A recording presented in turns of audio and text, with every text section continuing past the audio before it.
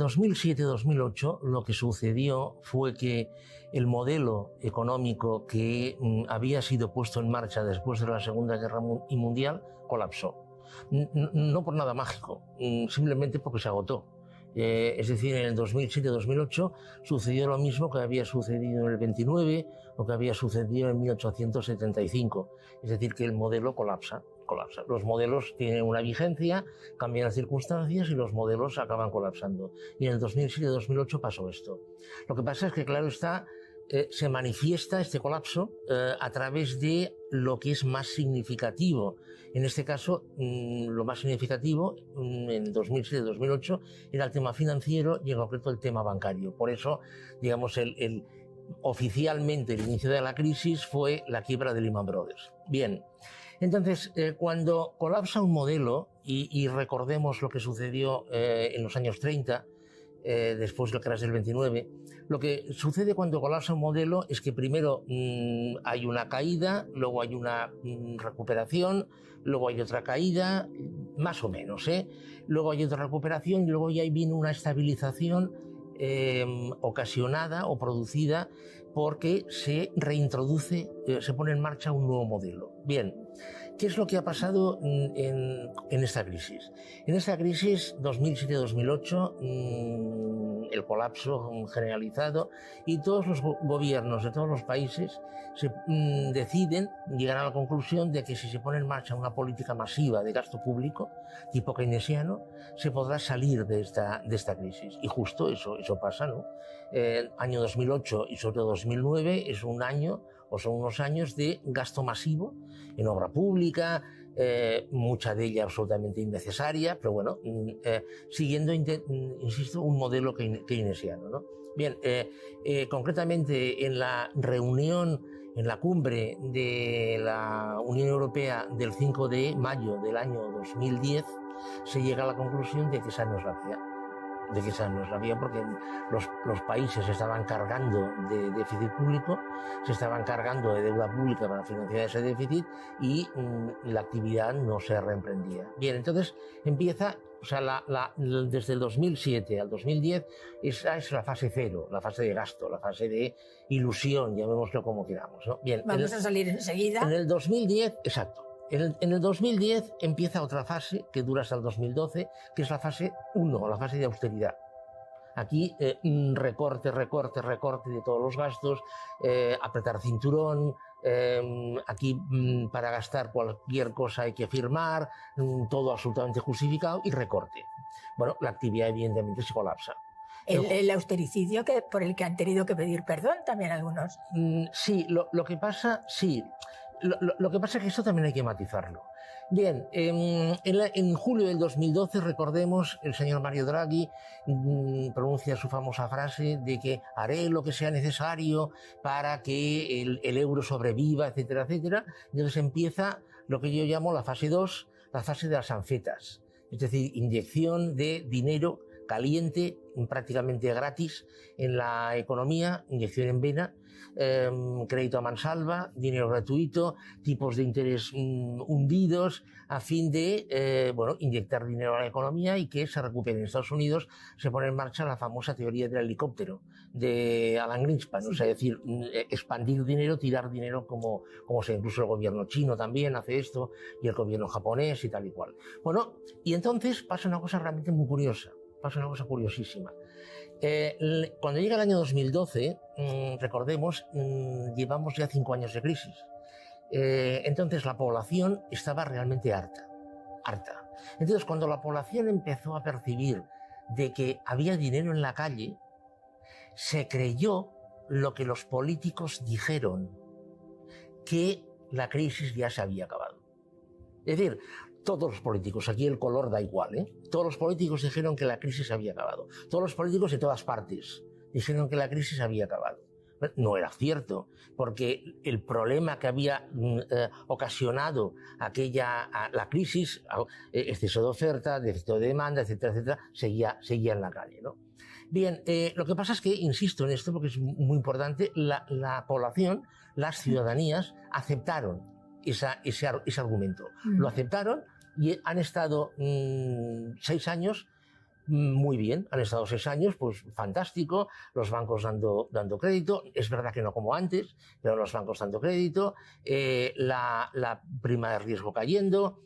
De todas maneras, si usted analiza comentarios, informes del Fondo Monetario Internacional o del Banco Central Europeo, siempre hablan de una recuperación con sombras, recuperación con... que no ha llegado todavía a la población. ¿Por qué? Porque estas entidades, estas instituciones sabían lo que estaba pasando, Bien, ¿qué sucede cuando llegan mediados del 2008? A ver, unos estímulos, unos estimulantes funcionan durante un periodo de tiempo. Es decir, si a usted, a un ciclista, le da un estimulante, le podrá recorrer X distancia.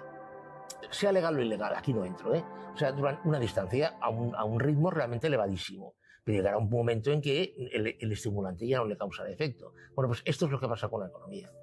Estas inyecciones de dinero a mansalva lo que han hecho ha sido incrementar de nuevo la deuda privada, han hecho que la economía esté dopada totalmente, a base de este crédito que las empresas, muchas empresas, entre paréntesis, han utilizado para comprar sus propias acciones, es decir, no tampoco para invertir. La productividad no ha mejorado, o ha mejorado muy poco. La productividad, que es lo que realmente da la competitividad.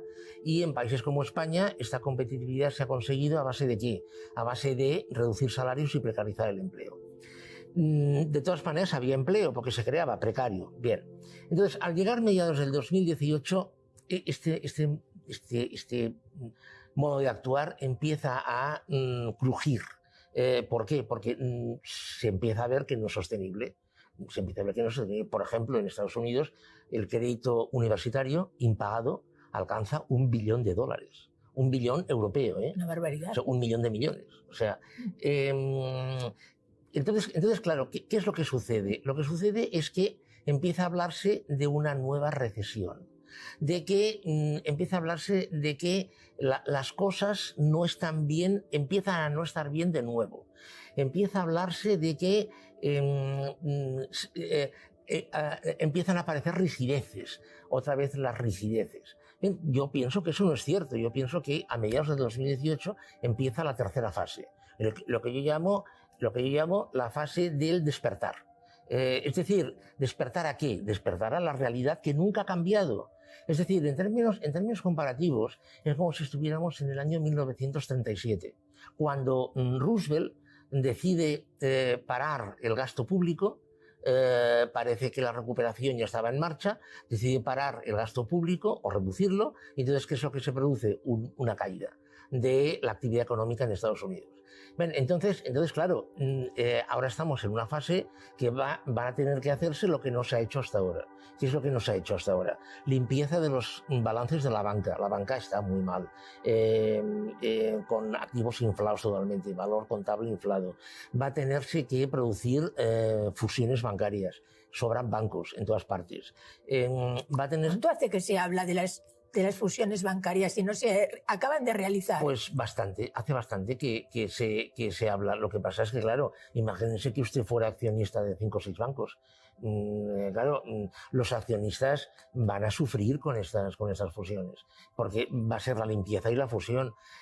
La productividad tiene que aumentar. La inversión empresarial tiene que aumentar, tiene que haber concentraciones de empresas. Hay empresas que están viviendo de una forma totalmente artificial. El desempleo va a aumentar o el subempleo. Es decir, las finanzas públicas tienen que reestructurarse.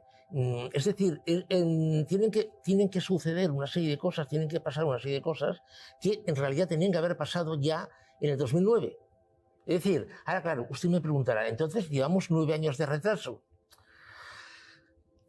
Pero no solamente le pregunto eso, le pregunto además, ¿y si eso no se hace, cuál es la consecuencia? No, es que esto se hará. A ver, mire, hay una cosa, la dinámica histórica es inmutable. O sea, es inmutable. O sea, las crisis sistémicas, y esta lo es, pueden tener más o menos una evolución más o menos distinta. Pero hay una realidad que es, como decía, inmutable. Una es que el modelo colapsa. Otra es que tenemos una transición que puede ser más o menos larga. En el año 29 fueron 18 años. Esta transición tiene que tener lugar. En esta transición se realizan limpiezas, en esta transición se realizan cambios, en esta transición se implementa un nuevo modelo y a partir de un momento empieza otro modelo nuevo, otro modelo diferente. Claro, seguiremos en el sistema capitalista, evidentemente, pero el modelo cambiará. Sí, ahora sí. Entonces, o sea, la pregunta, ¿qué pasa si esto no se hace? Es que no tiene sentido. Se va a tener que hacer. Otra cosa es cómo se haga. O sea, esto, aquí ya, bueno, podemos elegir el color, pero lo que no podemos elegir es el modelo de la silla. O sea, esto no podemos elegirlo. Es decir, por ejemplo, la productividad tiene que aumentar. La productividad tiene que aumentar. La productividad tiene que aumentar porque la tecnología y la evolución productiva nos lleva a un aumento de productividad. Quien no aumente la productividad está muerto. Ahora hablaremos de este cambio de paradigma del que usted ya nos ha avanzado algo, pero es que en estos momentos ya se está hablando de recesión. Se está hablando de recesión a nivel mundial. Ahora hablaremos también de España, pero a nivel mundial, ¿qué es lo que está ocurriendo? Bueno, pues es lo que comentaba, la tercera fase de la crisis. Es decir, la inyección de anfetaminas ha tenido el recorrido que ha tenido.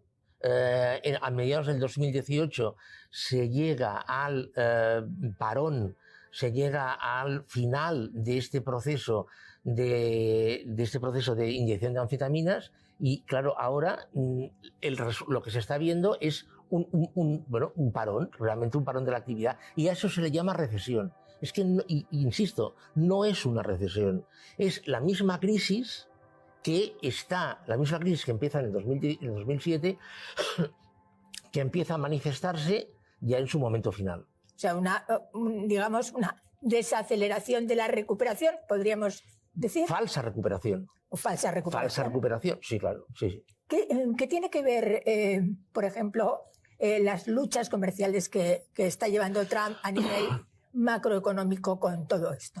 A ver, la guerra comercial entre Estados Unidos, básicamente, y China, pero no solo China, es Canadá, es Europa, es todos. Es decir, no solo es una guerra comercial, es una guerra comercial de divisas y tecnológica. A ver, Estados Unidos tiene un problema gravísimo. Un problema gravísimo que arranca ya desde el final de la Segunda Guerra Mundial. Es decir, y claro, aquel refrán de que mal está, o sea, que lo que empieza mal acaba mal, pues es totalmente verdad. A ver, cuando acaba la Segunda Guerra Mundial, Estados Unidos firma con el resto del mundo un pacto por el cual Estados Unidos aceptará todos los excedentes productivos que el resto del mundo no consuma, a cambio de que el resto del mundo acepte todos los dólares que a Estados Unidos le venga bien imprimir y toda la deuda pública que a Estados Unidos le venga bien emitir. Bueno, este pacto ha funcionado. Pero Estados Unidos está donde está porque el resto del mundo se lo ha permitido. Estados Unidos tiene unos problemas internos tremendos, absolutamente tremendos. No solo de pobreza, sino de estructura, o sea, de estructura social y de estructura productiva, ¿no? Además es un país absolutamente desequilibrado. En Estados Unidos, si usted quita la costa oeste y luego quita la parte este hasta Boston y luego lo que es unas cuantas ciudades y zonas del Golfo de México, Estados Unidos en medio no hay nada. O sea, es decir, Estados Unidos tiene unos problemas muy, muy graves.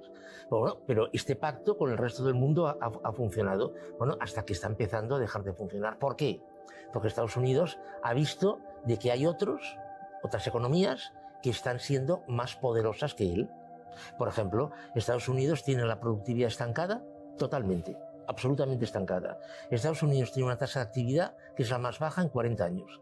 Estados Unidos tiene los salarios reales medios estancados desde la década de los 70. Claro, es que eso es insostenible. O sea, decir, entonces, claro, ¿qué es lo que hacía Estados Unidos? La gran parte de la población. Comprar artículos baratos, producidos ¿dónde? En China, sudeste asiático, etcétera, etcétera. Pero claro, esto que le ocasionaba a Estados Unidos una pérdida de competitividad. Además, China, Japón por descontado, pero China a nivel tecnológico es un gigante. O sea, es absolutamente un gigante. ¿Por qué? Bueno, pues por una razón muy simple, porque ha invertido y ha investigado más que Estados Unidos. O sea, es que es tan simple como esto. Y luego, encima, resulta que Estados Unidos, el dólar, es moneda de reserva en todo el mundo. A mí personalmente me ha pasado una cosa curiosísima, que yo me lo explica y no me lo creo. Yo en Tanzania he intentado pagar con moneda tanzana y las personas que le intentaba pagar me han dicho no, dólares. O sea, países que no quieren ni su propia moneda, quieren dólares. Entonces, eso está muy bien, realmente es muy bueno, pero eso el problema que tiene es que tu moneda tiende a estar muy sobrevalorada, cosa que a China no le pasa. O sea, China puede, pongo comillas, influir en su tipo de cambio. Con lo cual, claro, China tiene una competitividad extra, un componente de competitividad extra. Estados Unidos, evidentemente, va a tener problemas. Hábleme de la Unión Europea y de esta especie de caballo de Troya que nos ha entrado con el Brexit, a través del cual también está entrando Donald Trump, ¿no? A ver, yo creo, mi opinión personal es que Europa nació en los años 50 con el Tratado de Roma, con muy buenas intenciones, realmente muy buenas intenciones, pero con una realidad o en una realidad que no se correspondía con aquellas intenciones. Mientras fueron 6 países, pues bueno, todavía, ¿no? Pero claro, es que ahora, usted fíjese la ensalada de países que hay ahí metida, ¿no? Dígame usted, por favor, en qué se parece la economía de Holanda a la economía de Rumanía, o en qué se parece la economía de Dinamarca a la economía de Grecia, absolutamente nada, ¿no? Entonces, hemos creado un monstruo, realmente un monstruo, entre todos hemos creado un monstruo que no se aguanta. Bien, entonces estamos mezclando cosas que no se pueden mezclar, y entonces por eso aparecen las pugnas entre países, por intereses contrapuestos. ¿El Brexit qué ha sido? Bien, bajo mi punto de vista, el Brexit no es más que un invento de Inglaterra para independizarse del Reino Unido. Es decir, recordemos que el Reino Unido entra en los años 70 en entonces la Comunidad Económica Europea, después de un referéndum, etcétera, etcétera, pero entra de alguna forma por la puerta de atrás. El Reino Unido, recordemos que él tenía formada una cosa que se llamaba la EFTA, la Asociación Europea de Libre Cambio, que lo que generaba, como funcionaba la EFTA, era a través de un acuerdo comercial. Es decir, era un acuerdo comercial que eliminaba los aranceles en las importaciones y exportaciones entre los países miembros de la EFTA. Bien, el Reino Unido llega a la conclusión de que la EFTA ya se ha quedado pequeña, en realidad él era la economía más potente y decide entrar en la Comunidad Europea. Pero al Reino Unido, esa cosa de crear una Unión Europea con libertad de circulación de personas y con la idea de llegar a un ente federal, esto nunca jamás le interesaba al Reino Unido. Al Reino Unido lo que le ha interesado es crear un ente en el cual las mercancías puedan circular sin ningún problema y donde los capitales puedan circular sin ningún problema. Y cuando le estoy comentando esto, se lo estoy comentando mal, porque yo estoy hablando del Reino Unido cuando en realidad tendría que hablar de Inglaterra. ¿Qué quiero decir con esto? Vamos a ver, el Reino Unido sabemos que está formado por Irlanda del Norte, Escocia, Inglaterra y Gales. Bien, Irlanda del Norte hoy es una parte del Reino Unido que a Inglaterra, que es donde está toda la generación de PIB y todo el peso económico, no le interesa para nada. Es decir, hoy por hoy, dejando al margen que una serie de parlamentarios de Irlanda del Norte están apoyando al gobierno, dejando al margen esto, en términos económicos, Inglaterra, a Irlanda del Norte no le interesa absolutamente para nada. Es decir, que si se va con la República, mejor, con la República de Irlanda, quiero decir, mejor, mucho mejor. Escocia le cuesta dinero al Reino Unido, a Inglaterra, le cuesta dinero. O sea, es decir, que si Escocia se va, genial, fantástico. Gales no pinta mucho, no tiene mucho peso. Incluso en Gales ahora están empezando movimientos independentistas, es curioso. Pero bueno, entonces yo tal y como lo veo, el Brexit se va a producir. Inglaterra, Escocia dice entonces que va a hacer su referéndum y va a abandonar el Reino Unido. Si eso pasa, yo creo que Irlanda del Norte acabará uniéndose con la República de Irlanda y Gales no lo sé. Pero entonces quedará Inglaterra sola y sola podrá hacer dos cosas. Primera cosa, estrechar las relaciones con Estados Unidos.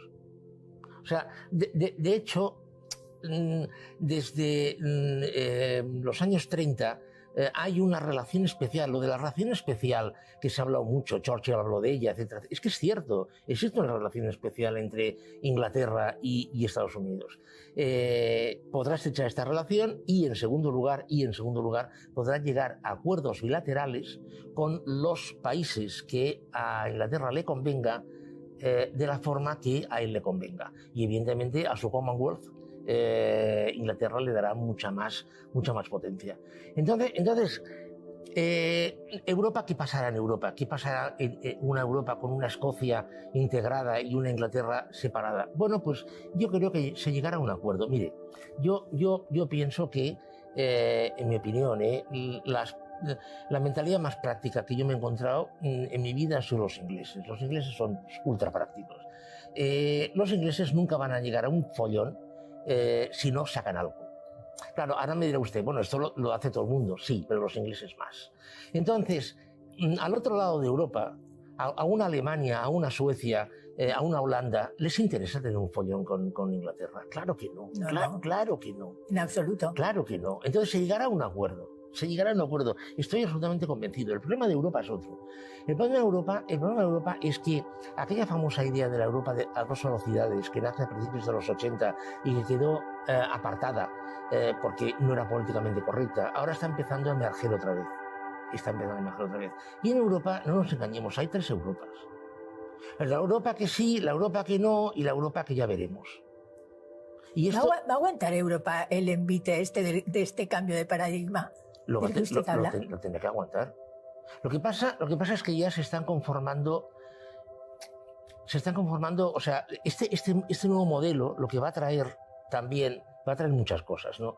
Aumento de la tecnología, pero va a traer otra consecuencia, y es que el concepto de Estado, tal y como lo hemos entendido, se diluirá. ¿Qué quiero decir con esto? A ver, cojamos Italia, porque Italia yo creo que es un caso paradigmático.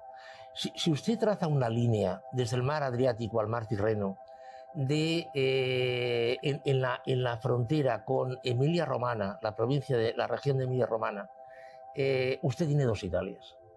Es la que está al norte de esa línea y la que está al sur de esa línea. Bien, Italia yo pienso que se acabará dividiendo. Italia. ¿Y España también?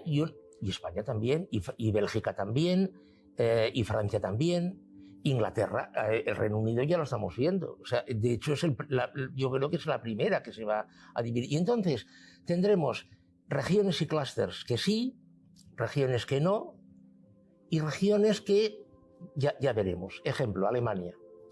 En Alemania, el peso fundamental de la economía alemana la están soportando 4 Länders: Baden-Württemberg, Baviera, Hamburgo y Hesse.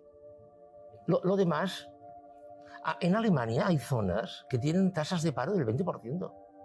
Hoy el 50% de la población de Berlín se ha levantado sin saber si podrá hacer 2 comidas. La mitad de la población de Berlín está recibiendo ayudas públicas. Sí, que no hablamos de Alemania en ese sentido, pero... No, pero es que claro, es que existen 2 Alemanias. Si usted analiza, si usted coge un mapa y posiciona las fábricas, no las sedes sociales, eso no tiene nada que ver, las fábricas, ¿dónde está la industria alemana? Las fábricas están en toda la parte oeste de Alemania, en una franja fronteriza con Francia, ahí están todas las fábricas. En la parte oriental de Alemania no hay nada.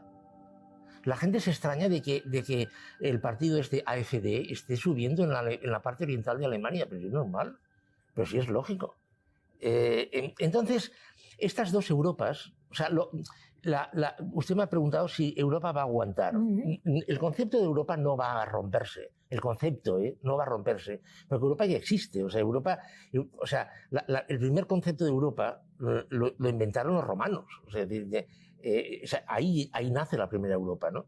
Ese concepto no va a desaparecer. Lo que sí que va a suceder es que el concepto, la forma, la administración va a cambiar, evidentemente. Un cambio de paradigma, habla usted, siempre que evidentemente donde la economía se va a centrar sobre todo en las grandes plataformas tecnológicas, sí. La tecnología, la robótica, la inteligencia artificial por todos los lados, evidentemente ya estamos hablando de más paro, de empleos precarios, de una especie de apocalipsis. No, por favor. ¿Cómo lo vamos a resolver? No. A ver, en los años 30 lo resolvieron con una guerra.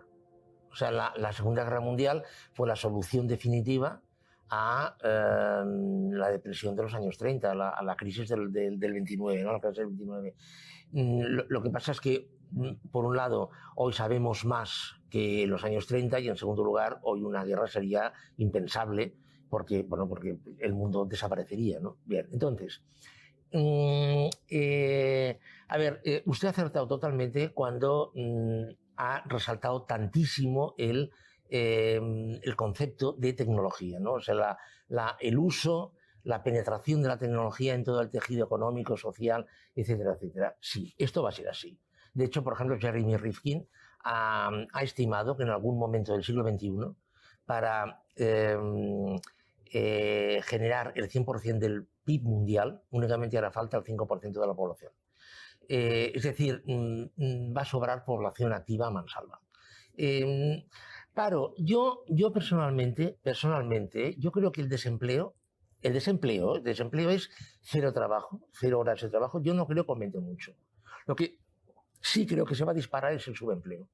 Es decir, lo que en Alemania llaman los mini-jobs. Esto sí.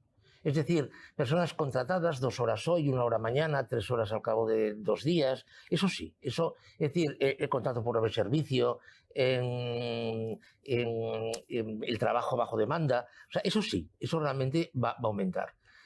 Por eso la renta básica es imprescindible. Eso le iba a preguntar. Claro. Eso le iba a preguntar ahora mismo. ¿A quién encaja el concepto de la renta básica? Claro.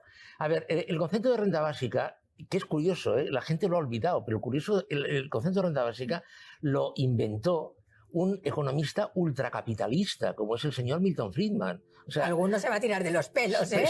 Es que lo inventó él, el concepto de renta básica. O sea, es que es curioso. Entonces, en los años 70 lo inventó. Entonces, en una situación en la cual, para la inmensa mayoría de la población, prácticamente para la totalidad de la población, los ingresos que obtiene los obtiene a través del trabajo. Bien, si eso deja de ser así y a través del trabajo va a obtener unos ingresos totalmente insuficientes, bueno, una de dos: o se liquida la población esta, o sea, literalmente liquidada, lo cual pues no. O hay una guerra, que ya hemos dicho que tampoco, o se paralela con una renta básica, se complementa con una renta básica, de forma tal que la suma de renta básica más estos trabajitos, tareas cortas, poco remuneradas, etcétera, etcétera, para la inmensa mayoría de la población le proporciona unos ingresos suficientes. Además, claro, ahora me va usted a preguntar, ¿pero la población va a aguantar eso? Eso le iba a decir, oiga, claro. Y no va a haber una revolución. Claro, no por 2 motivos. En primer lugar, porque las revoluciones, yo como digo, nunca no están de moda, ya no están de moda. Pero es que en segundo lugar, yo creo que la marihuana se va a legalizar. ¿Eso dice usted? Sí. Dice ocio gratis, marihuana legal y renta básica. Y renta básica. El trinomio social. Lo que yo digo, el trinomio social. Sí. La renta básica para asegurar unos ingresos de supervivencia, la marihuana para que la gente esté tranquila, calmada, etcétera, etcétera, y ocio, bueno, pues para que puedan sentarse de la tele o delante de donde sea y pasar el rato. ¿Quién va a pagar los impuestos? ¿Y qué va a pasar con con los servicios básicos, la sanidad, la educación, el estado del bienestar, ¿va a desaparecer? No. A ver, el modelo de protección social, esto tal y como lo hemos conocido, tal y como lo entendemos, va a desaparecer. Pero es que va a desaparecer, a ver, porque a esto se le ha dado una vertiente ideológica. No tiene nada ideológico esto. Es decir, el modelo de protección social va a desaparecer porque los supuestos que se hicieron cuando el modelo de protección social se puso en marcha ya no se cumplen. Cuando en los años 50, principios de los años 50, se pone en marcha el modelo de protección social, se hacen 4 supuestos. 4. Primero, pleno empleo del factor trabajo. Segundo, salarios crecientes e indexados a la inflación. Tercero, demanda creciente del factor trabajo. Y cuarto, esperanza de vida tras la jubilación de como máximo 10 años. Hoy, ninguno de estos supuestos se está cumpliendo. Si el modelo de protección social se ha de pagar con las cotizaciones y los impuestos de la población y los salarios están a la baja, el modelo de protección social no es sostenible. Insisto, y no tiene que ver con la ideología esto. Absolutamente nada que ver con la ideología. Entonces, claro, este modelo que hemos conocido no se podrá aguantar. Ahora, claro, usted sigue con su pregunta. ¿Qué va a pasar con la sanidad, con la educación, etcétera, etcétera? Bueno, pues yo pienso que una sanidad básica habrá y a partir de ahí... A ver, tenemos que contar con otra cosa, ¿eh? Los precios de las cosas van a bajar muchísimo porque la productividad se va a disparar. Es decir, hoy una tomografía, hoy un escáner cuestan bastante dinero. Claro, si la productividad aumenta, el precio bajará, con lo cual técnicas quirúrgicas o técnicas de investigación médica que hoy se están practicando, que son muy caras, su precio va a bajar muchísimo va a bajar. Por ejemplo, todo el tema de la producción aditiva, la impresión 3D, aquí va a abrir un abanico, una serie de posibilidades tremendas para la impresión de órganos, para introducir a personas que tengan problemas con esos órganos. Hoy en día se hace a través de trasplante. Un trasplante es muy caro. La impresión de un órgano acabará siendo muchísimo más barata. O sea, es decir, el precio va a bajar. Pero bueno, a ver, lo que sí que es cierto es que la esperanza de vida, eso que se está hablando de esperanzas de vida de 150 años, no va a pasar. Hoy, por ejemplo, se da... Más bien todo lo contrario. La esperanza de vida es decir, va a bajar. nos vamos a morir antes. Sí. Hablamos de media, ¿eh? Me está usted hablando de que estamos viviendo una época privilegiada, ¿no? Sí. Bueno, ya no, ¿eh? La época privilegiada, la época súper, ultra privilegiada fue entre el año 50 y el año 75. Esa época, bueno, ya se le llama la era dorada, se le llama.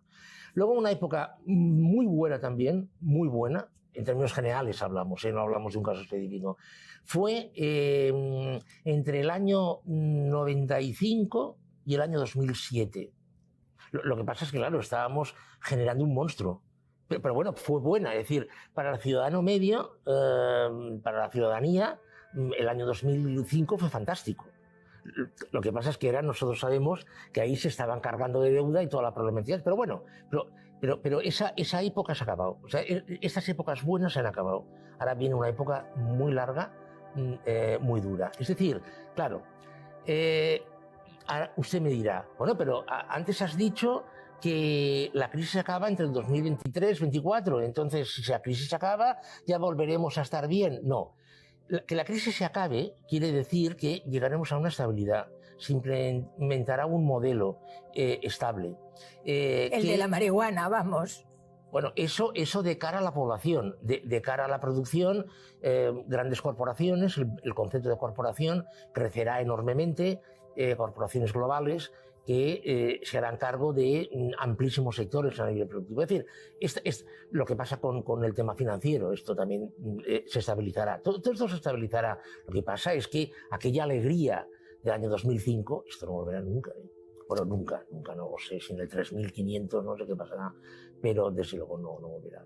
Ahora volveremos a España para centrarnos un poquito, pero dígame antes, las grandes tecnológicas, las grandes plataformas tecnológicas, Microsoft, Google, que van a liderar la economía mundial, no van a aportar nada a la sociedad, no van a pagar impuestos, van a seguir sin pagar impuestos.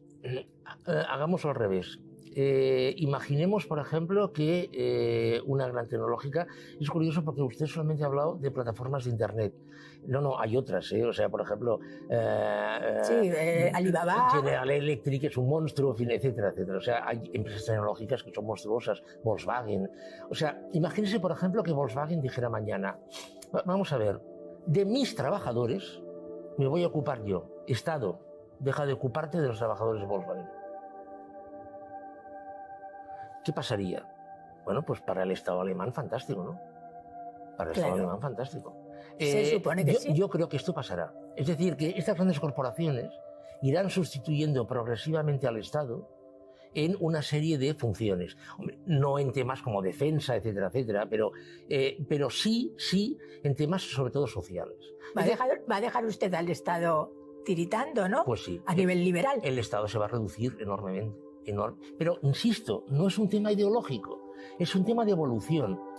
Recordemos cuándo nace el Estado. El Estado que conocemos nosotros ahora lo inventa Felipe IV el Hermoso de Francia en el siglo XIV.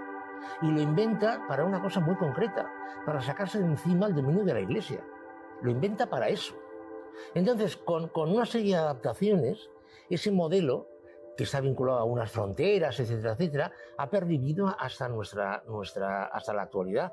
Pero en un mundo que ya es posglobal, que los capitales viajan dándole a una tecla, etcétera, etcétera, ¿qué sentido tiene hablar de Estado? O sea, está bien. Ahora me dirá sí, ahora me dirá usted sí, a razones culturales, emotivas, vale, pero eso no es economía. Es decir, en términos prácticos, en términos operativos, yo creo que al Estado le quedan muy pocos años a este concepto de Estado que hemos vivido. Vámonos a España un momento. Ya lo hemos dicho, ya está aceptado por todos que estamos desacelerando, la economía está desacelerando, pero en España, exactamente, o sea, concretamente, ¿cómo nos va a afectar? España está muy mal. España está muy mal. Y los políticos no nos están explicando la verdad a los españoles. Todos los políticos no nos están explicando la verdad. A ver, mire, España es un país, España es una economía, en primer lugar, muy dependiente. El 96% del petróleo, por ejemplo, que España consume, lo debe importar del exterior. España tiene mucho sol, podría utilizar ese sol, sí, pero para eso hace falta invertir. ¿Sabe usted cuál es el país del mundo donde yo he visto más energía solar? En Alemania. ¿Por qué? Porque allí invierten, tienen fondos para invertir. Bien. En segundo lugar, en España, ¿cuáles son las tres actividades que más aportan al Producto Interior Bruto? El comercio, el turismo y la construcción. ¿Cuáles son las tres actividades que más aportan al empleo en España? El turismo, la construcción y el comercio. Es decir, son actividades de bajo valor añadido. El gran problema que tiene España es que depende del exterior y aquí en España la generación de PIB está vinculada a una serie de sectores de muy bajo valor añadido, con lo cual, y aquí quería llegar, la productividad es muy baja. Guillermo de la Dehesa hace años hizo un estudio muy interesante en el cual analiza pues, varias décadas y se ve que es curioso, se ve curiosísimo. Cuando en España sube el Producto Interior Bruto y sube el empleo, la productividad baja. Cuando el Producto Interior Bruto cae y el empleo cae, la productividad sube. Sube, baja, sube, baja. Es decir, en España hay un divorcio entre productividad y empleo. Lo que decíamos antes, esa competitividad que ha conseguido la industria española y que ha hecho exportar tanto a España, etcétera, etcétera, o ese turismo que está viniendo, que es de bajo poder de gasto, se ha conseguido porque los salarios son bajos, el empleo es precario y porque, evidentemente, la inversión no ha sido necesaria porque el bajo valor añadido necesita poca inversión. Entonces, claro, ¿qué es lo que sucede? Si el gran problema que tienen las exportaciones, y esto también le pasa a Alemania, en España ahora ha bajado, pero en España ha llegado que más o menos el 32% del Producto Interior Bruto eran exportaciones. Entonces, ¿qué es lo que sucedía? Para que te compren fuera, o sea, para tú poder exportar, alguien fuera te ha de comprar. Si fuera reducen sus compras por la razón que sea, una de dos, o lo consumes dentro, o bien reduces el consumo interno está bastante tiritando. El consumo interno, pero es que, ¿por qué está tiritando? Está tiritando porque la capacidad de consumo del español medio es la que es. Por ejemplo, el automóvil. Dicen el automóvil, las ventas de automóviles están cayendo. Claro, ¿por qué están cayendo? En primer lugar, quien quería comprarse un coche y podía hacerlo, ya lo ha hecho. Prácticamente ya no queda nadie que quisiera un coche y pudiera pagarlo, que no lo tenga ya. Y en segundo lugar, porque los jóvenes, los millennials, muchos de ellos no quieren coche. No quieren coche, es cierto. Mi hijo es ingeniero de telecomunicaciones. Mi hijo vive en Barcelona. No tiene coche. Dice, ¿para qué quiero un coche? ¿Para qué quiero un coche? Cuando quiero desplazarme, tengo metro, taxi, autobús. ¿Para qué quiero un coche? Mi hijo no tiene coche. O sea, y si lo necesita, lo alquila. Entonces, claro, ¿qué es lo que sucede? Lo que sucede es que este modelo social, que ya es social, está influyendo en la evolución de las cosas. Claro, si resulta que en España tenemos esta dependencia del exterior y, por otra parte, el sistema productivo español está tan sesgado y está de bajo valor añadido, España tiene un problema. ¿Usted cree que los políticos, todos, no vamos a hablar de unos o de otros, son conscientes de todo esto? Hombre, ¿o están metidos en una película? Yo creo que son totalmente conscientes. Yo creo que son conscientes. Entonces, ¿por qué no nos lo cuentan? Porque eso que tendrían que explicar es feo, y la gente y las cosas feas se enfadan a la gente, y si la gente se enfada no vota. Con lo cual mejor no dicen nada y cuentan otra historia. Yo ¿sabe cómo creo que va a acabar esta película? Esta película, la de ahora, es decir, estas previsiones que ha hecho el gobierno del 2,3% este año de crecimiento y el 1,9% el año que viene, no se van a cumplir. No se van a cumplir. En septiembre va a haber gobierno. Y desde Bruselas, a la que haya gobierno, le van a llamar al presidente del gobierno, sea el que sea, y le van a decir, apunta. Va a haber subidas de impuestos, va a haber recorte de gasto, va a haber persecución del fraude fiscal, etcétera, etcétera. Y esto va a afectar a lo que es toda la economía española. Es decir, a España no le viene una época buena, no le viene una época buena. Nos dicen lo contrario, pero bueno. Yo, como digo, lo veremos, lo vamos a ver. No, es que usted además tenemos un problema con usted y es que acierta. Bueno. Es que acierta. De hecho, fue el único que acertó el crash que se iba a producir el crash de 2008. A ver, eso lo vio más gente. Otra cosa es que quisieran decirlo o no. Porque, oiga, mire, vamos a ver. Usted de economía sabe lo que sabe. Pero, bastante poco. Bueno, bien, sabe lo que sabe. Pero imagínese que usted lee deuda privada de España, año 1996, 65% del PIB. Año 2005, 207%. ¿Qué piensa usted? Pues que vamos mal. Eso lo vi yo, pero eso lo tuvo que ver más gente. Lo que pasa es que yo lo dije. Esto es insostenible, esto lleva a un desastre. Esto que pasaba en España, pasaba en el Reino Unido, pasaba en Francia, pasaba en Estados Unidos, pasaba en todas partes. Vamos terminando, profesor, pero dígame, usted ha pronosticado también la caída del capitalismo, la desaparición del capitalismo allá por el 2060. ¿Y por qué lo vamos a sustituir? Bueno, a ver, yo no sé por qué, si esto me lo pregunta ahora, no lo sé. En el año 2015-2016, la OCDE hizo de golpe 4 estudios con diferentes títulos, pero todos hablaban de lo mismo, del escenario económico en el año 2060. Unos estudios muy bien hechos realmente.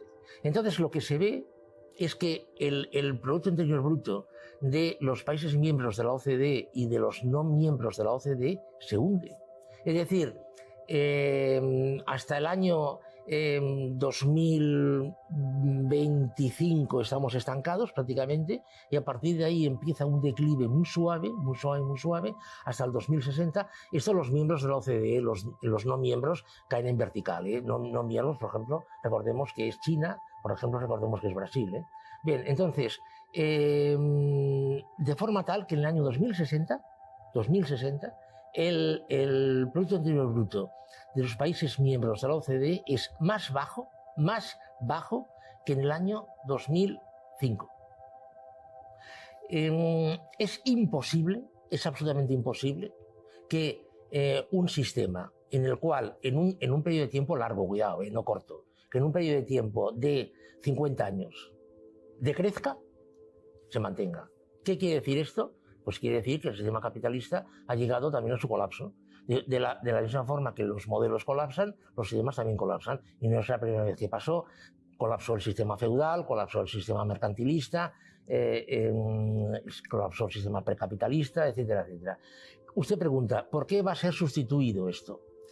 Bueno, a ver, yo creo, esto es una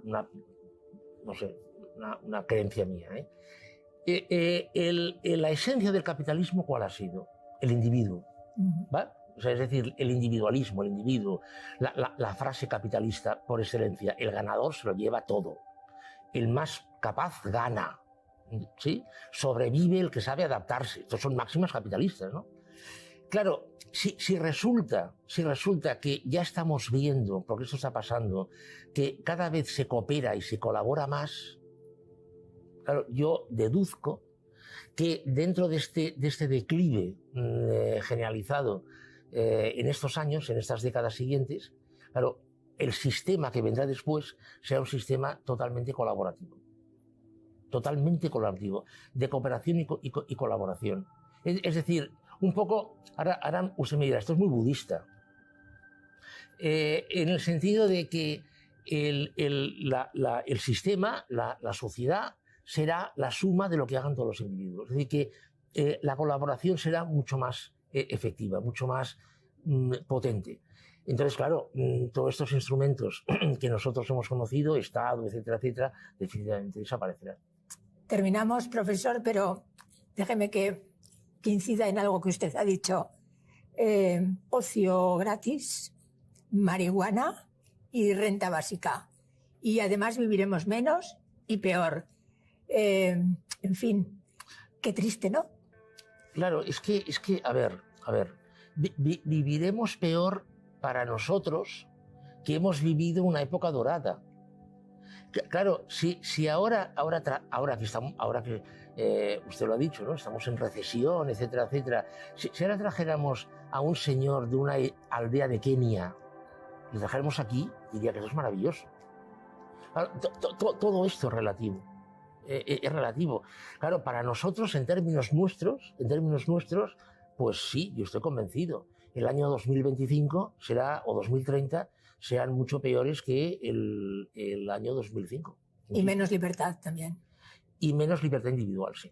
Menos libertad. Lo que pasa es que esto nos lo van a vender como tendrá que ceder libertad y tendrá que ceder privacidad para tener más seguridad.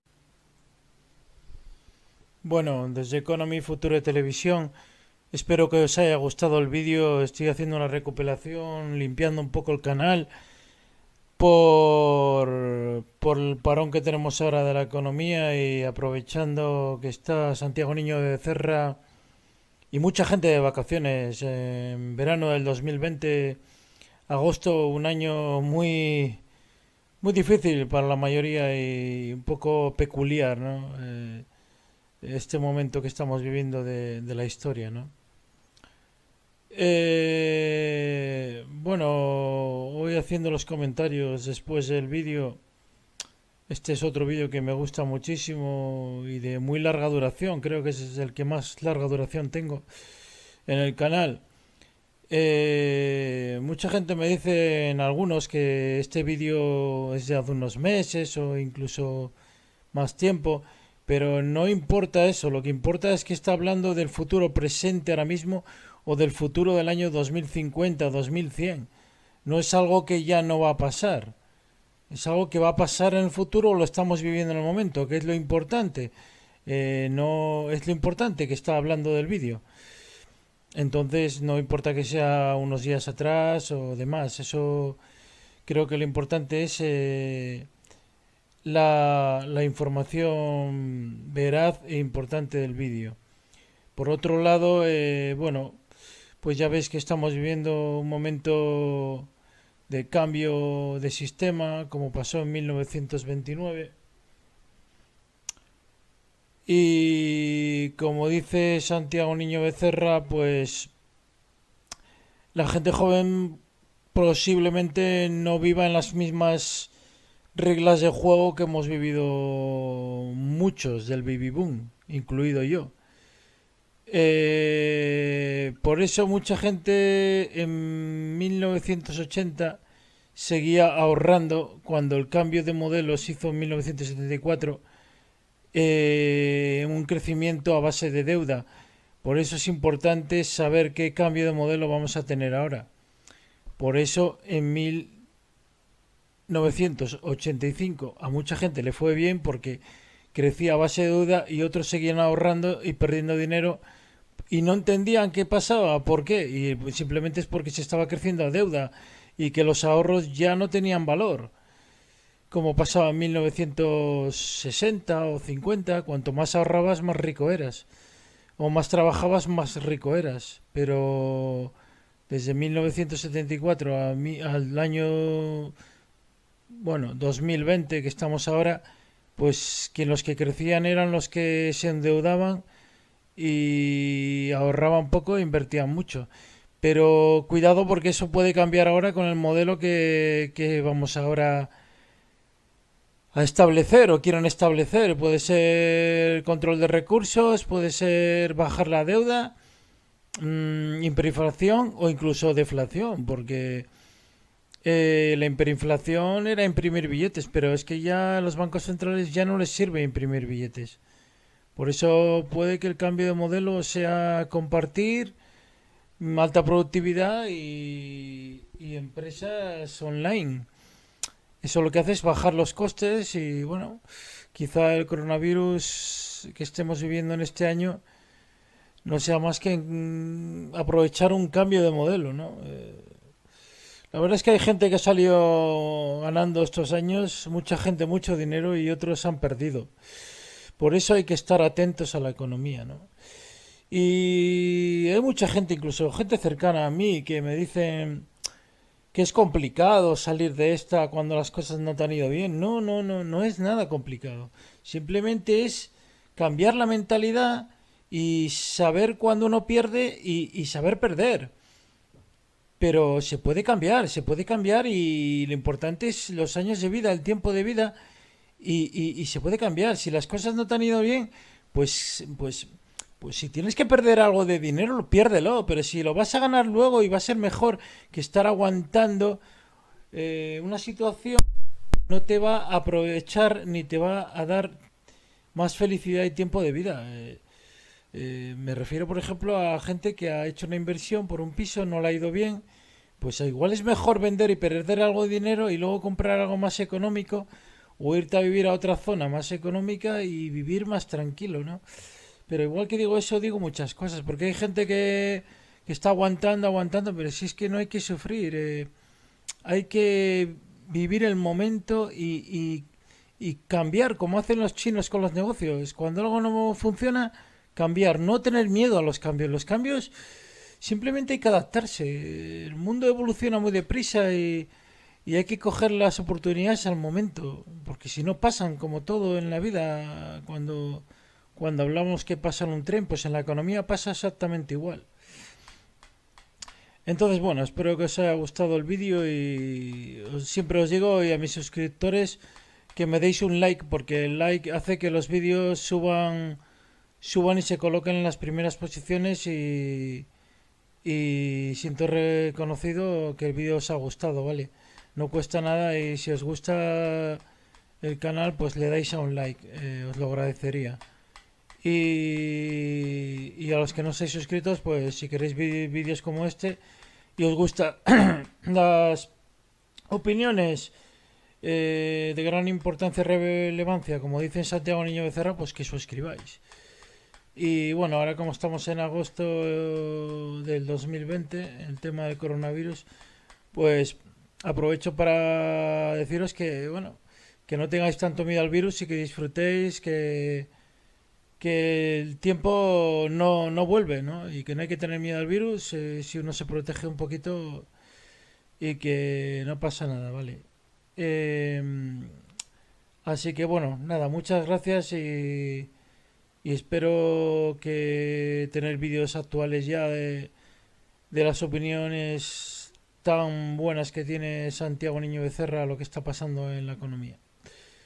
Buenas tardes y muchas gracias.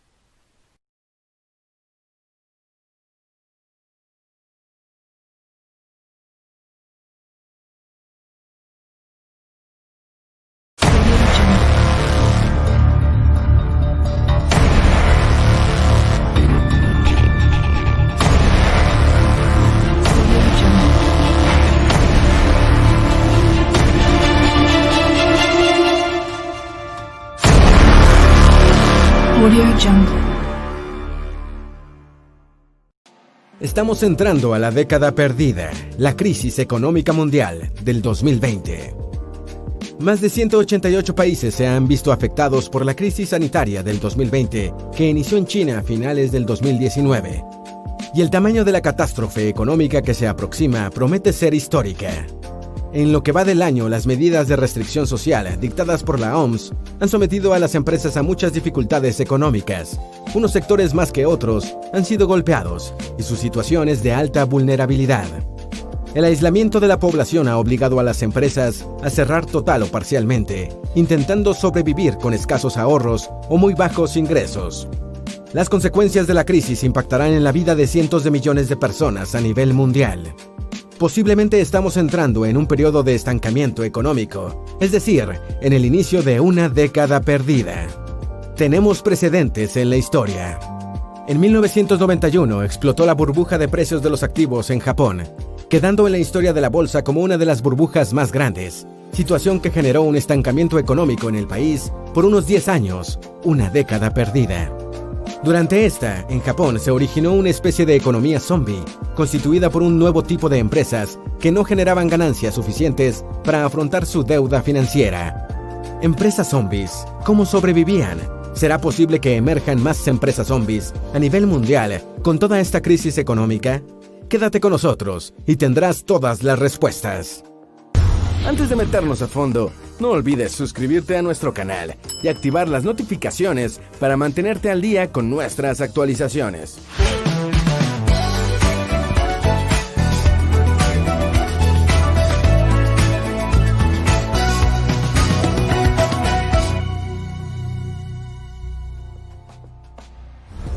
La potencia emergente de mediados del siglo XX.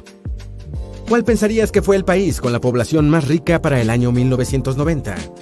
Si piensas que fue Estados Unidos, Inglaterra o Alemania, pues estás equivocado. Fue Japón. A mediados del siglo XX, luego de la Segunda Guerra Mundial, aproximadamente el 40% de Japón quedó devastado.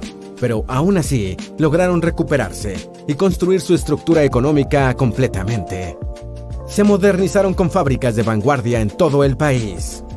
Al transcurrir los años, Japón atravesó una era de bonanzas. En solo un lustro, lograron cambios importantes como la democracia del país, la expansión de las empresas privadas, derechos de tierra para los agricultores, derechos laborales para los trabajadores y al voto para las mujeres.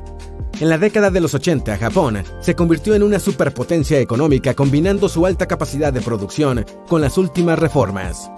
Logró colocarse como la segunda economía más importante a nivel mundial, con Estados Unidos en primer lugar. Japón tuvo el Producto Nacional Bruto más grande entre los países industrializados. Pero las acciones que parecieron buenas en ese momento terminaron provocando un descontrol financiero que rasgaría la economía del país. El origen de la década perdida de Japón. Para 1985, las 5 naciones industrializadas más importantes firmaron un acuerdo para depreciar el yen con respecto al dólar estadounidense, duplicando el valor de este último. Se generó un crecimiento excesivo en las cuotas de los préstamos y se le motivó a la población a entrar en austeridad, ahorrando dinero en vez de gastarlo. En los 4 años siguientes, el principal índice bursátil de Japón, Nikkei 225, señaló ganancias del 218% debido a los factores que crearon una especulativa burbuja de activos en la economía del país. Ella daría inicio a una década de estancamiento económico. En 1989, luego que Japón en su índice Nikkei 225 alcanzara su máximo valor histórico de 38.916 puntos, la burbuja había crecido de tal manera que estalló, desplomando a lo largo de los años el mercado de valores en un 80%, quedando para inicios del 2000 en 7.800 puntos. El país entró en una depresión que no había visto en décadas, y fue el comienzo de algo peor. El surgimiento de empresas zombie. Cayó el mercado de valores, subió el desempleo, hubo un estancamiento económico y una grave disminución en el Producto Interno Bruto. Cayeron los valores de las propiedades, las tasas de interés y miles de grandes empresas se endeudaron fuertemente, con escasos o nada de ingresos. Surgieron así empresas que, estando económicamente muertas o quebradas, actuaban como si estuvieran vivas, siendo llamadas empresas zombies. Estas se definen como entidades insolventes, que sin apoyo económico colapsarían, operaban gracias a la misericordia de parte de sus acreedores. Durante la década perdida, las empresas zombies contribuyeron al derrumbe en la economía de Japón. Luego vino otra década, se fue y la economía del país aún continuaba en depresión. Actualmente Japón sigue peleando contra la deflación, periodos de crecimiento negativos en una demografía adversa, con bancos débiles y tasas de interés cero. En Japón existen miles de empresas zombies, razón por la cual se estipula que su economía tiene un riesgo y puede sufrir una tercera década perdida consecutiva. El país potencia continúa en una depresión de más de 30 años y con la actual crisis sanitaria mundial seguirá sin ver una salida a esta.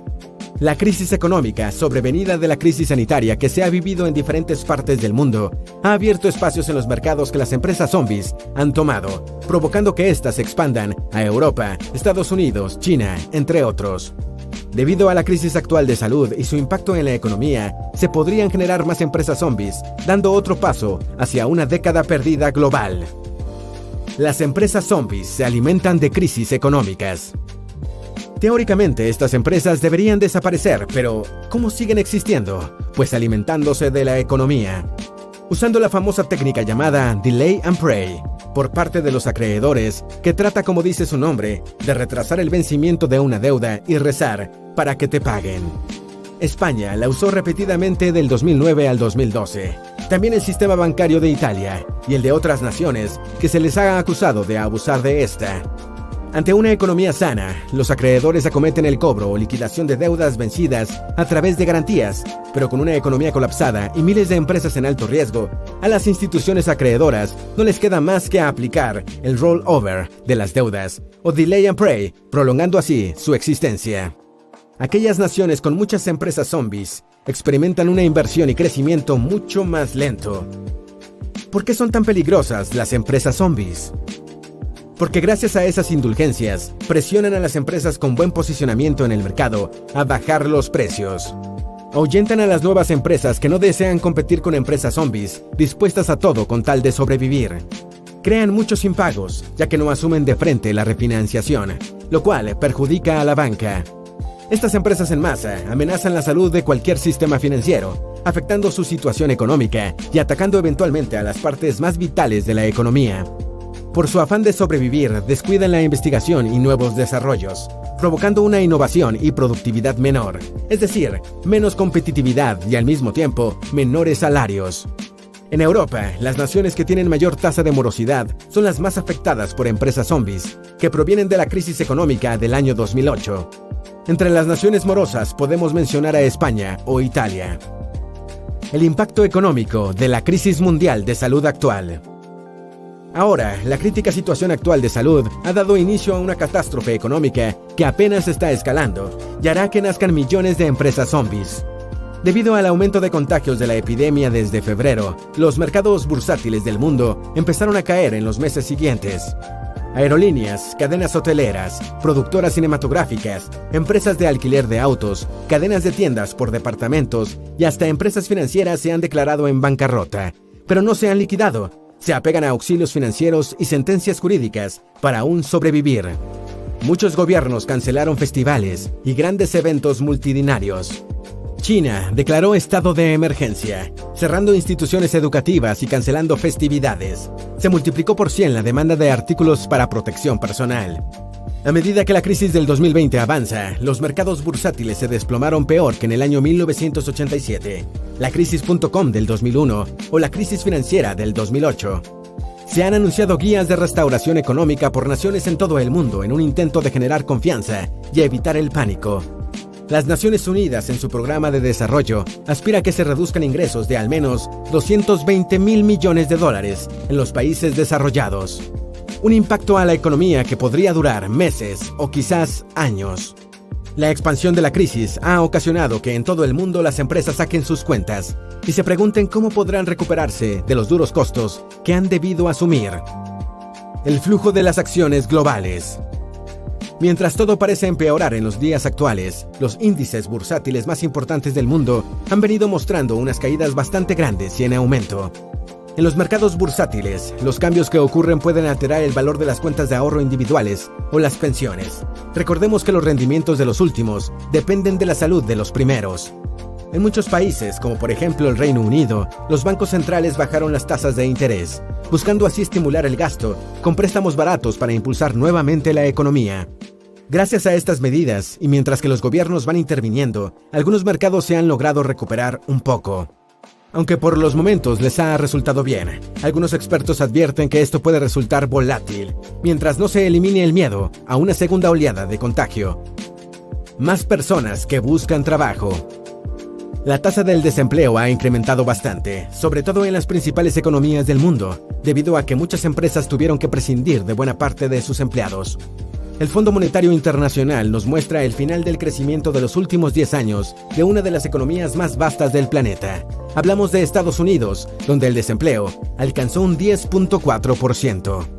Una cantidad masiva de empleados en áreas de la economía como la hotelería y el turismo paralizaron su actividad debido a un cierre casi total de las empresas. El gobierno les dio apoyo, ofreciéndoles una forma de retención de empleos. Últimamente se han presenciado a nivel mundial ligeras señales de restauración en el mercado de trabajo. Según el portal web LinkedIn, por lo menos Francia y China han disminuido ligeramente el excepcionalmente elevado índice de desempleo, una vez que se empezó a flexibilizar la cuarentena. Aún así, especialistas en la materia dicen que tendrían que transcurrir años para que el empleo retorne a su nivel previo a la crisis. La inminente recesión a la vista. Un crecimiento económico en un país suele significar mayor fortuna, y con esta, la creación de empleos. Generalmente es algo que se puede medir observando de 3 meses a un año, el cambio en el porcentaje de su PIB. El Fondo Monetario Internacional manifestó que esperaba para este año una caída del 3% de la economía mundial, y que sería peor que aquella ocurrida en la Gran Depresión de los años 30. De igual manera, también dijo que más allá del golpe de esta crisis económica, si se halla una solución médica aplicable a comienzos del próximo año, entonces se esperaría que la economía global crezca un 5.8% para el año siguiente. Todo debido al crecimiento económico de 2 grandes naciones asiáticas, China e India. Mientras que Italia o el Reino Unido, que son grandes economías dependientes de los servicios, tendrán una recapitalización más lenta, ya fueron fuertemente debilitadas cuando todo inició. El turismo entre los más afectados. El impacto económico en la industria del comercio y viajes aún no se ha estimado, pero hablamos de miles de millones de dólares. Una buena cantidad de naciones aplicaron las debidas restricciones en los viajes con el objetivo de frenar el contagio. Se dice que las líneas aéreas pierden millones cada día, mientras buena parte de su flota permanece paralizada. Los hoteles apenas operan a un mínimo de su capacidad, atendiendo excepcionales viajes de negocios locales. El sector recreativo, como los parques temáticos y aquellos cuya actividad concentra grandes multitudes, ha sido uno de los más golpeados y deberán reinventarse si quieren sobrevivir. Recuperación del precio del petróleo. El impacto que tiene la actual crisis económica ha alcanzado diferentes mercados, entre estos el del petróleo crudo. Las ventas de petróleo se redujeron debido a que la población empezó a mantenerse en aislamiento social dentro de su hogar. Agregado a esto, hubo una disputa en la OPEP entre Rusia y Arabia Saudita por el valor del petróleo crudo, que en marzo ocasionó un colapso del precio de este y del mercado de valores. En Europa y el resto del mundo, la empresa Brent Crude sirve como punto de referencia. A mediados de abril, esta corporación tuvo una disminución en el valor de su barril al nivel más bajo en las últimas 2 décadas, un precio menor a $20 estadounidenses. Por el lado bueno para los exportadores del crudo, en este mes de julio se vio un incremento del doble en el precio del barril, gracias a la flexibilización en viajes que se ha dado en algunos países, ocasionando que la demanda del combustible vuelva a emerger. Queda confiar en el consumidor. A raíz de toda esta crisis del año 2020, la población mundial se ha visto obligada a quedarse en casa, cumpliendo con un distanciamiento social como medida de prevención. Esto provocó que las ventas minoristas mostraran ingresos muy bajos, como nunca antes vistos.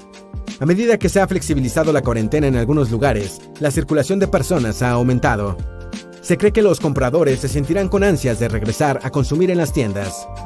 Según una encuesta de más de 1,000 personas que realizó la gran firma contable EY, por lo menos en el Reino Unido, más de la mitad de los consumidores piensan salir de compras con una frecuencia menor, por lo menos durante los próximos 2 años. Todo lo dirá el tiempo necesario para conseguir la vacuna, reproducirla y distribuirla por cientos de millones. La generación más joven es la más vulnerable. Los nacidos luego de 1996, denominados Generación Z, se han llevado la peor parte de esta crisis económica y sanitaria. ¿Por qué? Simple. Son la generación que busca empleo formal por primera vez.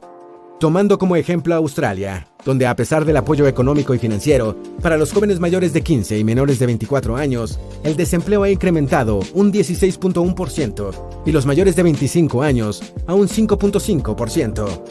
Y eso que hablamos de un país vanguardista con contención de enfermedades. 1 de cada 4 jóvenes no son aptos para el subsidio de salario que proporciona el gobierno australiano, ya que no han tenido un empleo que dure más de 12 meses. La crisis económica dejó a la generación Z con oportunidades atrofiadas e inseguridad laboral. 1 de cada 3 jóvenes trabajadores entre 18 y 24 años en el Reino Unido han sido despedidos, mientras que los que tienen entre 35 y 44 años han sido menos del 15%. ¿Cómo pueden los jóvenes en medio de una crisis tan profunda emerger en búsqueda de autos nuevos, viviendas dignas y otros privilegios que generaciones anteriores lograron? En estos tiempos de crisis, en Australia, se evidenció la brecha de riqueza, pudiéndose ver una gran diferencia y desigualdad entre propietarios de residencias y los inquilinos. El ministro de Juventud de Australia habló sobre las iniciativas de capacitación que elaboraron para brindar a la juventud la asistencia y el estímulo adecuado para que desarrollen habilidades compatibles con la crisis y se preparen para conseguir un trabajo para mantenerlo. Aunque aún no han logrado el efecto esperado, los jóvenes no tienen un futuro seguro y no poseen grandes ahorros para solventar sus necesidades, ya que estos han quedado fuera de la actividad laboral. Los que tenían trabajos temporales no calificarían para la ayuda laboral ofrecida por el gobierno, donde debían que estar contratados antes del 19 de marzo. A la espera de una vacuna. Miles de millones de dólares han sido comprometidos por los gobiernos de todo el mundo y corporaciones privadas en busca de una vacuna o tratamiento para erradicar la actual epidemia. Varias medicinas están siendo desarrolladas y probadas en una competencia entre empresas farmacéuticas para lograr la anhelada estabilidad mundial que nos lleve a la normalidad. Esperando que alguna de estas logre ser aprobada y replicada a gran escala, las acciones de estas empresas se han disparado. Cuando la farmacéutica AstraZeneca declaró estar en capacidad para elaborar 2.000 millones de vacunas, el precio de sus acciones alcanzó niveles récord. El Fondo Monetario Internacional se expresó sobre la epidemia que perturba la economía del planeta diciendo que, mientras no se disponga de vacunas, ninguna economía estará a salvo. Futuro económico en incertidumbre. A finales del año pasado nos encontramos con la mayor deuda de la historia en la economía global, y una gran deuda siempre alimenta a muchos zombies, lo que ninguna nación querría tener. Ahora la historia nos ha enseñado que aunque la renovación de deudas en corto plazo rinda para sobrevivir, si es abusada, se viene encima tal cual, os de la parca. Con el siguiente mensaje de Carl G. Jung: lo que niegas te somete, lo que aceptas te transforma. Podemos reflexionar y preguntarnos lo siguiente: ¿será que los países que niegan su declive económico alimentando empresas zombies terminarán sometidos por estas? ¿O aceptarán que las empresas zombies no son la solución y transformarán su economía? Ahora solo queda esperar y ver cómo sigue desarrollándose toda esta doble crisis mundial que nos deja con más preguntas. Entre estas, entramos a una década perdida global. ¿Las empresas zombies se apoderarán de la economía y del mundo? Esperamos que no. Debemos ser optimistas y esperar el mejor desenlace posible, aunque sin ignorar las realidades. Si buscas más información de cómo empezar a emprender, te apasionan los negocios y las estrategias digitales, si sientes que esto es para ti, pero no sabes qué es lo primero que debes hacer, porque sabemos lo importante que es para ti, tenemos una clase totalmente gratuita de cómo empezar a emprender. La clase gratuita está disponible en creatransforma.com/clase. El enlace está en el primer comentario o en las tarjetas al final de este video. ¿Tienes alguna duda o sugerencia? Haz tu aporte escribiendo en los comentarios y así entre todos nos ayudamos. Esperamos que este video te haya sido útil. Si tienes algo que agregar, por favor compártelo con nosotros en la sección de comentarios. Dale me gusta a este video y envíale el enlace a tus familiares y a tus mejores amigos para que también conozcan sobre la crisis económica mundial del siglo XXI y la posible entrada a la década perdida. Si eres nuevo en nuestro canal, no olvides suscribirte. Recuerda, la vida siempre es mejor creando y dando valor al mundo.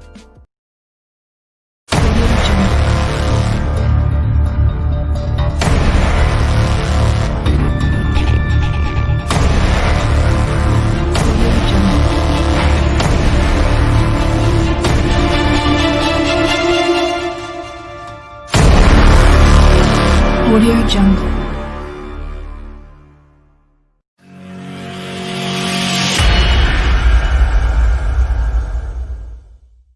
Buenos días a todos y bienvenidos al canal de Ruais Legal TV. Estamos en crisis, una crisis que viene del COVID, pero que se transforma en crisis económica. Ya lo sabemos, no vamos a hablar especialmente de la crisis, pero esto ha obligado a muchos, a pequeños trabajadores, a pequeños empresarios, a profesionales, a reinventarse. Y va a seguir haciéndolo. Son momentos también en que los gobiernos aprovechan para tomar medidas que en otros momentos no serían aceptables o serían difíciles de aceptar con la excusa de la crisis, de la necesidad de recaudación de impuestos. Se toman medidas nuevas. En Europa van a imponer impuestos nuevos. En España ya existe una limitación de las transacciones en efectivo a 2.500 euros. Estaba previsto antes de la crisis que llegara a rebajarse a 1.000 euros. Francia lo que ha hecho es ya prever la desaparición del efectivo total para el año 2023. Y la tendencia de todos los otros países es ir hacia la limitación total, hasta la desaparición del efectivo. Esto tiene dos motivos. Uno que es el más evidente y es el que nos van a contar y es el aceptado, que es la lucha contra el fraude, que todo el mundo pague impuestos, el terminar con la economía sumergida. Si no hay dinero efectivo, si no hay billetes, no se pueden hacer transacciones en efectivo. Pero otro no es tan evidente y es mucho más importante, como es el que todo el dinero, todos los fondos de cada persona y de cada empresa estén todos siempre totalmente en el banco. Que no te puedas guardar ningún dinero en casa y que siempre tengas que acudir a una entidad financiera para cualquier cosa.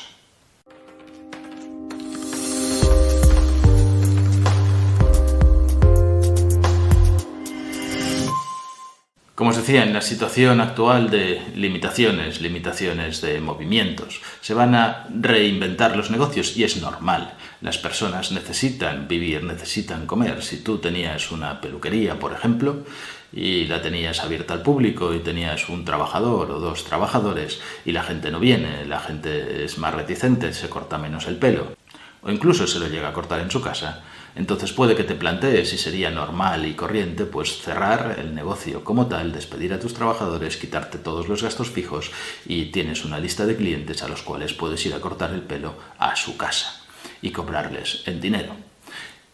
He puesto la peluquería de ejemplo, pero valen muchos otros. También pues cuestiones de manicura, cuestiones de masajes, cuestiones de estética, cuestiones profesionales de informática que se pueden hacer teletrabajando desde la propia casa de uno hacia una empresa, arreglar ordenadores, instalaciones de software, control de redes, diseño, páginas web, en fin, infinidad de negocios que pueden hacerse sin necesidad de tener un establecimiento abierto al público.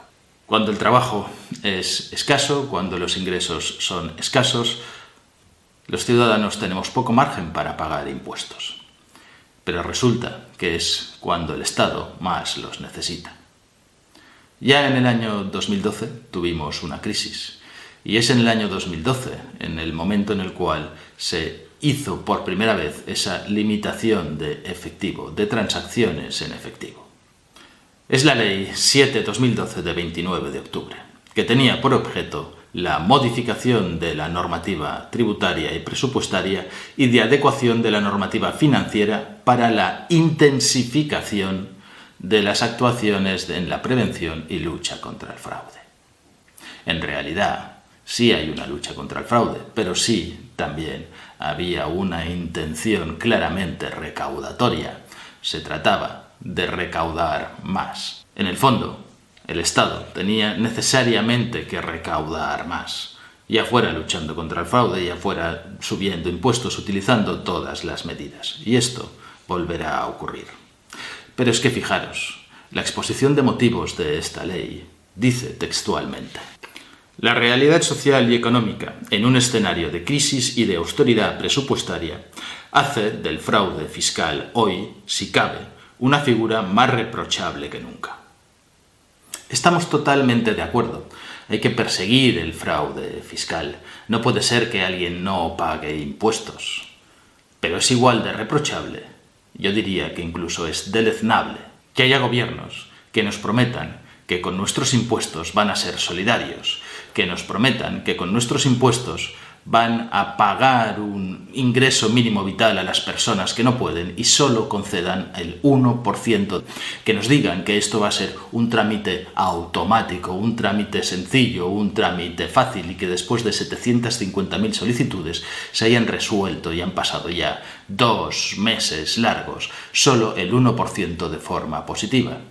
Es igual de reprochable o incluso peor que los ERTEs tarden meses en cobrarse y que 3 meses después todavía haya un porcentaje de un 2% que todavía no han cobrado el ERTE.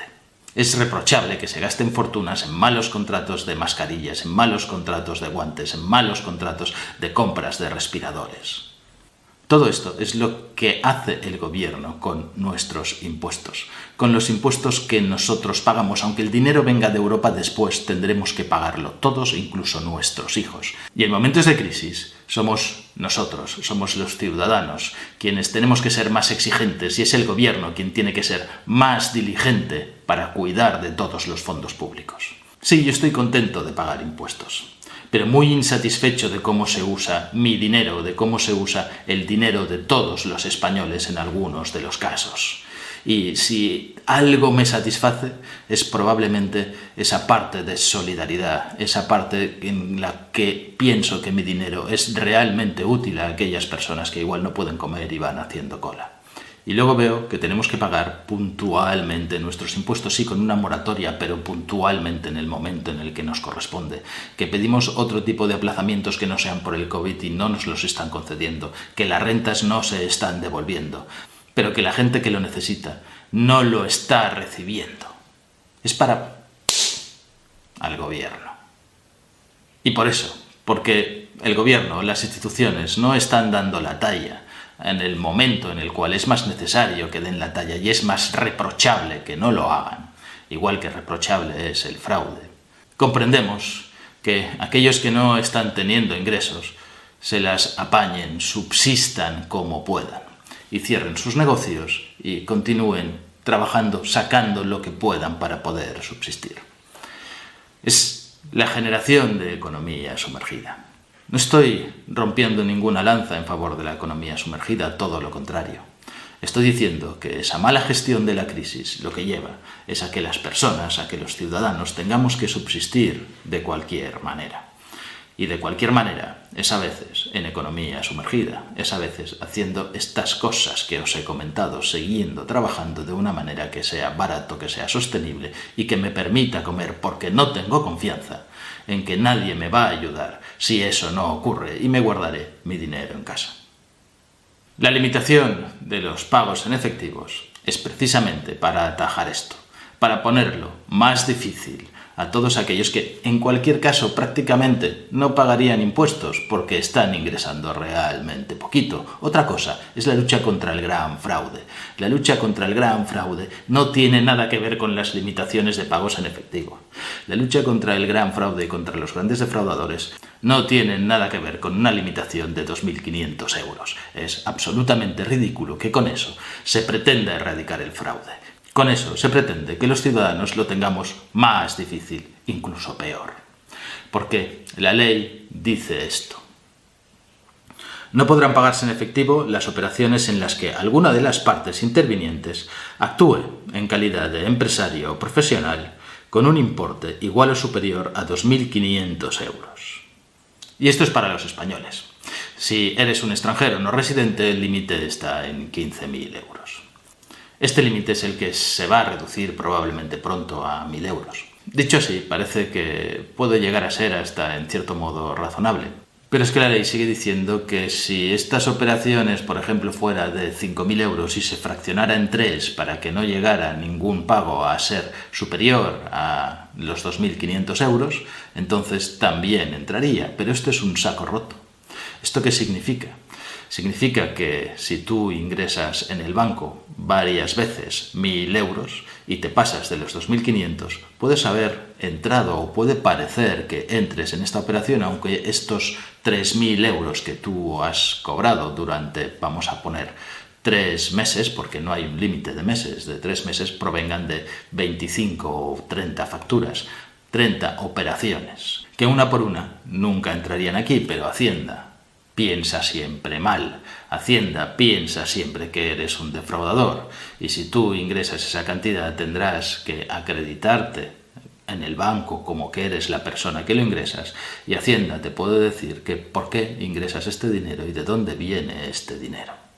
Claro, por la vía de la declaración de la renta, si al final tú has ganado durante el año 10.000 euros, pues no tendrías que pagar impuestos, no tendrías ni siquiera obligación de hacer la declaración de la renta, pero por esta vía estás cogido si ingresas tu dinero en el banco, porque puedes haber realizado operaciones en efectivo.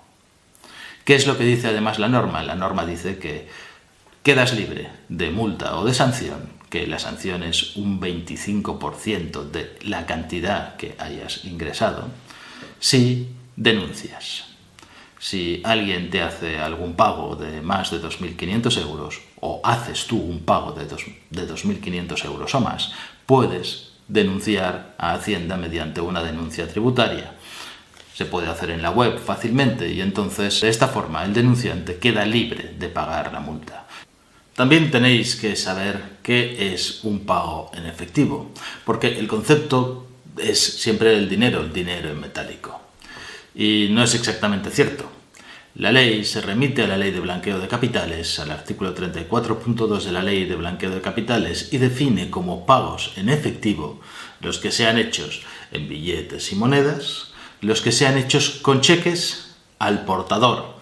Es decir, si vais a pagar con cheque o talón, no lo hagáis al portador si es de más de 2.500 euros. Hacerlo siempre nominativo, porque se considera que también es un medio de pago en efectivo. Y finalmente considera que es efectivo cualquier tipo de medio físico, por mucho que se contradiga, o electrónico, que pueda ser utilizado como medio de pago al portador. Es decir, que no identifique a aquel a quien se le paga. Los bitcoins y la moneda virtual pueden llegar a ser considerados pagos también en efectivo. Por otro lado, si tú tienes un negocio minorista, un comercio minorista abierto al público, nadie va a sospechar que si tú haces un ingreso de más de 2.500 euros en el banco, pues podrías ingresar sin ningún tipo de problema lo que hayas ganado en cash, lo que hayas vendido y cobrado en dinero, lo podrías ingresar en el banco, siempre y cuando esto lo declares. Pero entonces no estaríamos hablando de este tipo de delito porque ya tienes un negocio que en sí mismo genera dinero en efectivo. Pero si tú vas a ingresar dinero en efectivo en el banco y no tienes este comercio minorista que genera efectivo, tienes un problema cada vez que vayas a ingresar dinero en el banco y sean cantidades que puedan superar los 2.500 euros. Porque el banco te va a pedir que te identifiques y es un sistema de control de blanqueo de capitales. Y El problema viene en que si tú igual antes pues tenías 10.000 euros en el banco y decías, bueno, pues voy a sacar 5.000 euros en efectivo porque me voy de viaje y puede que los necesite, porque puede que me hagan falta en algún momento, porque para el caso de que pasara algo en el banco, pues quiero tener un dinero reservado en casa, quiero tener unas reservas especiales, y tú vas a volver a ingresar este dinero en el banco, entonces tienes un problema.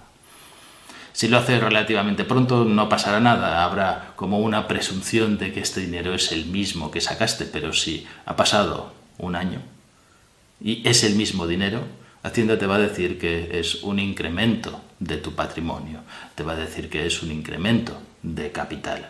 No puedes ni siquiera sacar el dinero de un banco y llevarlo a otro banco, a otra cuenta bancaria, hacer el movimiento en efectivo. Eso sería hasta sospechoso. Así que cuando saques dinero del banco tienes que tener en cuenta que difícilmente lo vas a poder volver a entrar en el banco, a menos que, claro, le digas al banco que de cada billete que te entregue haga un certificado del número de serie de ese billete para que tú puedas demostrar a Hacienda que ese billete es el mismo que estás volviendo a ingresar. Y claro, cuando lo ingreses tienes que pedir que te hagan una lista de cada número de serie de cada uno de los billetes para poder demostrar a Hacienda que es el mismo billete. Si no te arriesgas a que te digan que es un incremento de patrimonio, de capital no justificado, que lo has ganado probablemente en el mercado negro, y si lo has hecho así, entonces te pueden poner una sanción, cuidado, de hasta el 150% de ese dinero. Una barbaridad. Que está muy bien para los grandes defraudadores, pero así no se pillan a los grandes defraudadores. Lo que os quiero decir es que estas normas no están encaminadas a la prevención del fraude en general, a la prevención de los grandes defraudadores. No. Están encaminadas a dificultar las cosas a los ciudadanos normales, a los ciudadanos de a pie, que son los que siempre acaban pagando el pato y no los que deberían pagarlo. Y la siguiente cuestión que os comentaba, que todo el dinero esté en el banco. ¿Para qué quiere el Estado que todo el dinero esté en el banco? Evidentemente es para controlarlo.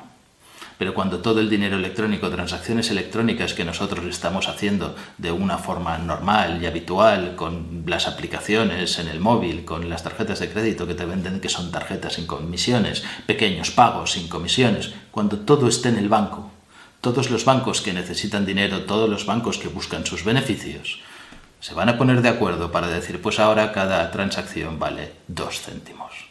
Y no tendrás más remedio, porque no existirá el dinero en efectivo, que tragar. Y cuando el gobierno quiera poner una tasa sobre esas transacciones financieras, por pequeñas que sean, también lo va a hacer y no vas a tener más remedio que también tragar sobre esas transacciones financieras. De momento está la tasa Tobin. La tasa Tobin es para las grandes inversiones, para los grandes inversores que están operando en bolsa. Pero el gobierno cada vez necesita más y ahora va a necesitar toda Europa 750.000 millones de euros o 1,8 billones de euros que van a ser con impuestos europeos, pero que tienen que recogerse de cada uno de nosotros, de cada uno de los ciudadanos. Ya no se puede subir más el IRPF, ya no nos pueden poner un IVA así, igual nos pueden poner un IVA en vez del 21, del 23, del 25, pero nos pueden poner un IVA del 30%.